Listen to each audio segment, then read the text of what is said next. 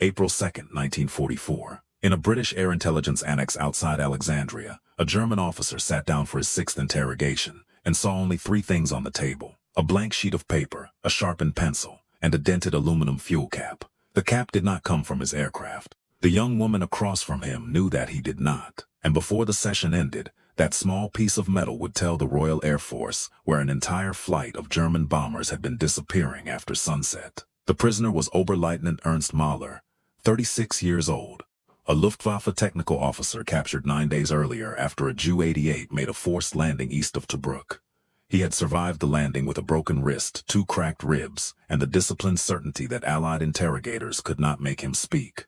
So far, he had been right. 5 sessions had produced his name, rank, service number, and nothing else. The British had asked about airfields. He had said nothing. They had asked about fuel routes, squadron strength, maintenance losses, and night operations over the Mediterranean. He had repeated the same sentence each time: name, rank, number, then silence. Mahler did not think of silence as resistance. He thought of it as procedure. A machine worked because every part remained where it belonged. An officer worked the same way. The interrogator asked. The prisoner refused. The report was filed. Order was preserved. What Mahler had not yet understood was that the woman sitting across from him had no intention of breaking his silence. She was going to give it something it could not tolerate: a technical error. Corporal Ruth Adler was 25. Her uniform carried the insignia of the Auxiliary Territorial Service, and the folder outside the room identified her function with a word that had followed her through most of the British Army: translator. It was not wrong, it was simply incomplete. Ruth had been born in Vienna in 1918, the daughter of a watch repairer who believed almost any complicated object could be understood if you stopped admiring the casing and studied the movement. At the workbench behind his shop, she learned the names of springs, gears, tolerances, and failures before she learned the names of most European capitals. Her father spoke German, her mother spoke Hungarian. Customers brought Czech, Polish, Yiddish, and the particular impatient German of civil servants who believed a louder complaint could make a broken watch run faster. Ruth learned early that people revealed themselves not only through what they said, but through the mistakes they could not leave uncorrected. Then came March 1938. German troops entered Austria. Flags changed overnight. Neighbors who had once nodded to her father stopped entering the shop. A notice appeared in the window ordering the family to transfer the business to an approved owner. By the end of that year, the Adlers had escaped to Mandatory Palestine with 2 suitcases, a box of tools, and 1 unfinished pocket watch wrapped in a handkerchief. They settled in Haifa. Ruth learned Hebrew in classrooms, Arabic in markets, and English from the administration that controlled the port. She worked first as a clerk, then as a radio monitor, then as the person senior men quietly called into a room when a German message contained a phrase none of them could place. When the British began recruiting Jewish women from Palestine into the ATS, Ruth volunteered. Not because she trusted British policy. She did not. Britain was fighting the country that had driven her family out of Vienna while restricting the number of Jewish refugees allowed into Palestine. Ruth understood the contradiction perfectly. She enlisted anyway, because contradiction was a political problem. The Luftwaffe was an immediate one. During training, British instructors taught her interrogation structure, report discipline, order of questioning, and the value of never showing a prisoner which answer mattered most. What they did not teach her was how to make professional pride work against professional discipline. That part came from the watch shop. At 14:11, the guard brought Mahler into the room. His right wrist was wrapped. His tunic had been cleaned, but a dark line of engine oil remained under one thumbnail. He looked at Ruth, then at the fuel cap, then at the empty chair behind her. He assumed a male officer would arrive. Ruth let him keep that assumption. She offered him water in standard German. He declined. She asked whether his wrist had been examined that morning. He said it had. Then he gave his name, rank, and service number before she requested them. Ruth wrote nothing down. Mahler watched the pencil remain beside the blank page. That bothered him more than a question would have. Ruth picked up the fuel cap. It was scratched around the rim and stamped with a manufacturer's mark used on several German auxiliary tanks. She turned it once in her fingers and said, in the Viennese German of her childhood, the vent valve is badly placed on this model. At high altitude, vapor lock begins after the first 600 liters. Mahler's eyes moved to the cap, only for a fraction of a second, but they moved. He said nothing. Ruth set the cap down. Then she placed a typed document in front of him. It was a British intelligence estimate of his unit's recent operations. The report was mostly accurate. Its account of aircraft losses matched recovered records. Its estimate of crew strength was close. Its description of 2 known landing grounds was correct. But Ruth had inserted 7 errors. Not wild errors, professional ones. The kind a technical officer would notice immediately. A fuel figure too low by 80 liters. A maintenance interval shortened by 12 hours. A runway surface described as compacted sand when it was crushed limestone. A claim that a damaged Ju-88 could return from the central Mediterranean on one engine without dumping its auxiliary tank. Each error was small enough to look genuine. Together, they made the report almost unbearable to a man like Mahler. Ruth slid it toward him. "I have been asked to translate this into German for the final file," she said. "You are not required to assist." Mahler did not touch the pages. "I will not answer operational questions. I know. I will not confirm unit information. I know."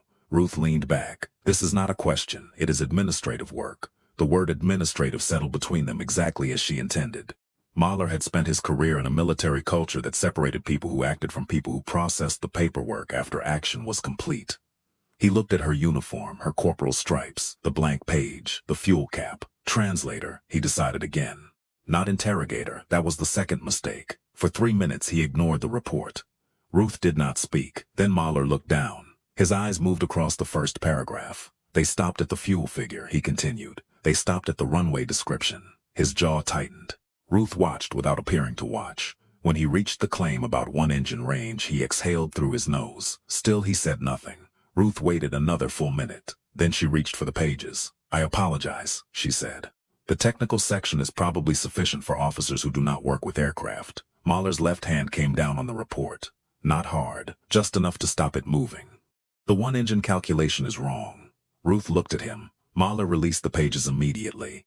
"I am not discussing operations," he said. "Of course not. The calculation is mechanically impossible. I will mark it as disputed." "It is not disputed. It is wrong." Ruth picked up the pencil for the first time. "How wrong?" Mahler looked at her. He understood the opening he had created. For several seconds, discipline and professional identity pulled in opposite directions. Discipline won. He leaned back. No further statement. Ruth wrote 1 line on the blank page. She did not ask another question. Instead, she began reading the British estimate aloud in German. Slowly, precisely.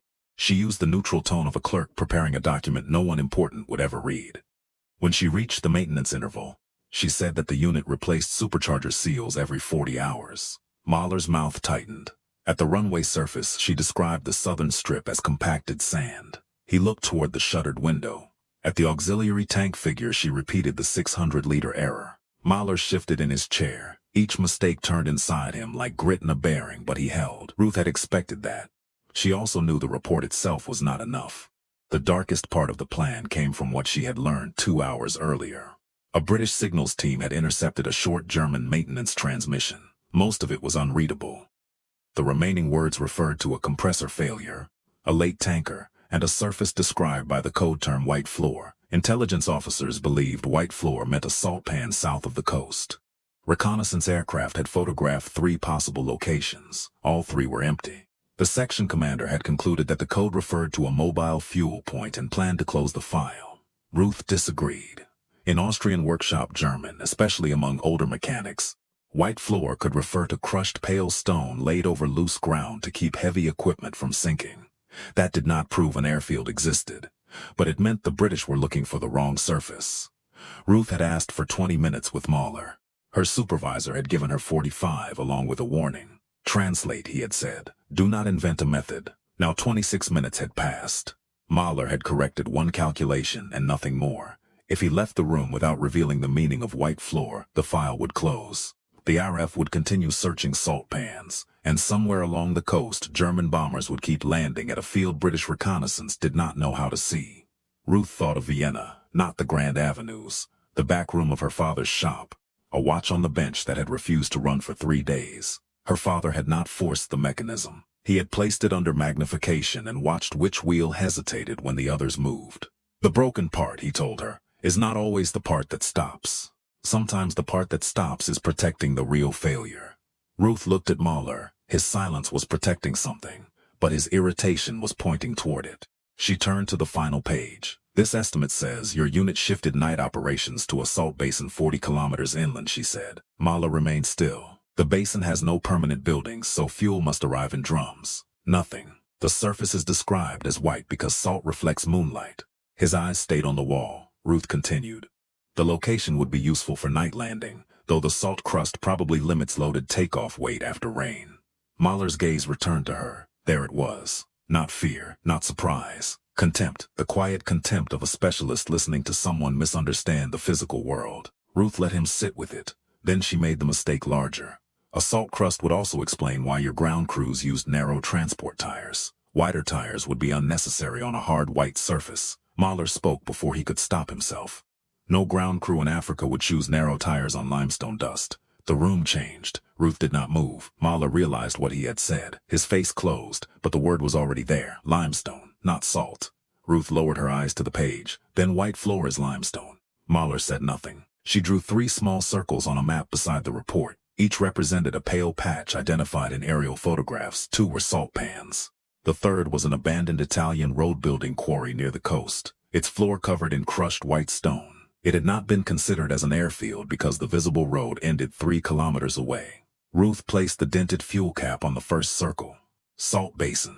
She moved it to the second, dry lake. Then she placed it on the quarry. Crushed limestone. Mahler looked at the map. He did not look long. He did not need to. The muscle beside his eyes tightened before his gaze moved away. Ruth had her partial answer.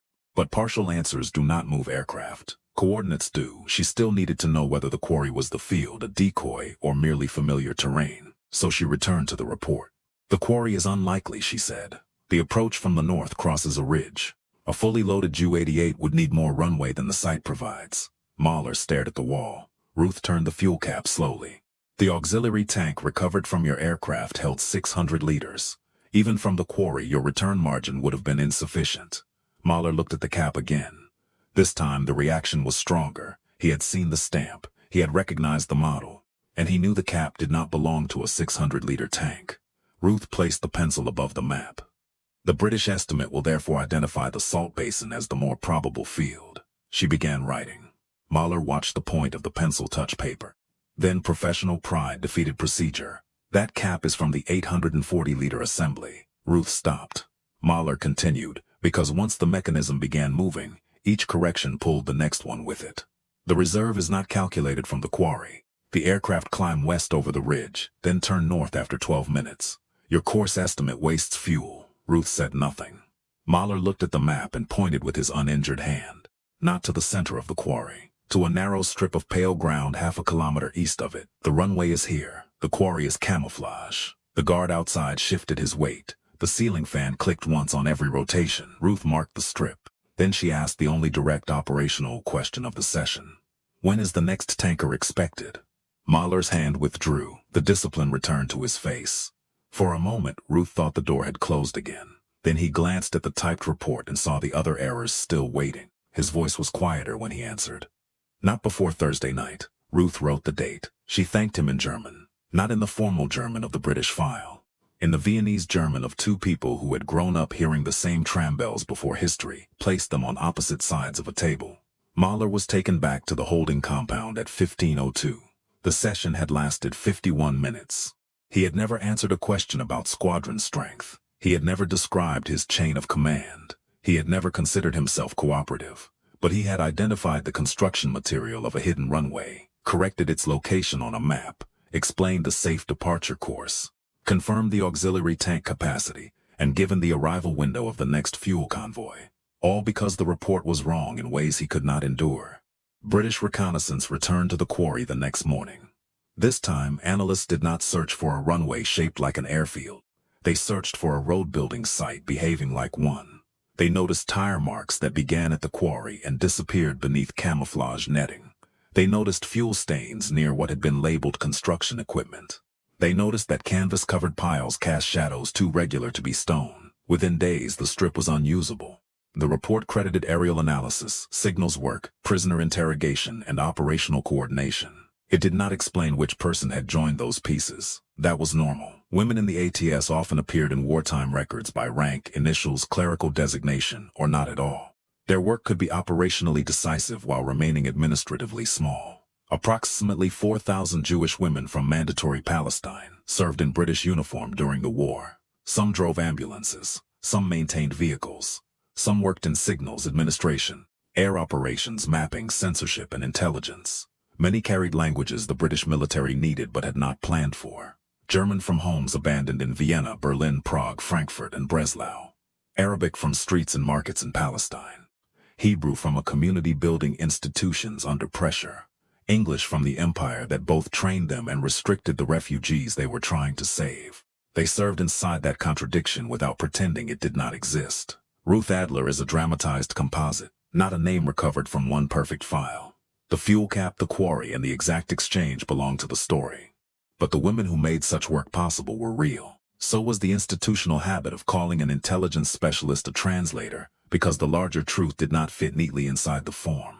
After the war, many of those women returned to Palestine carrying military skills the British had taught them for one conflict and would soon see used in another.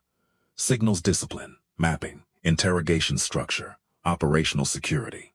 The ability to hear what a person revealed while trying not to reveal anything at all. Ruth's father had taught her that a complicated mechanism rarely failed where the eye first looked. The same was true in that room. The British officers thought the problem was a silent prisoner. Mahler thought the problem was an inaccurate report. Ruth understood that the real mechanism was pride. She never broke his silence. She made his silence correct itself.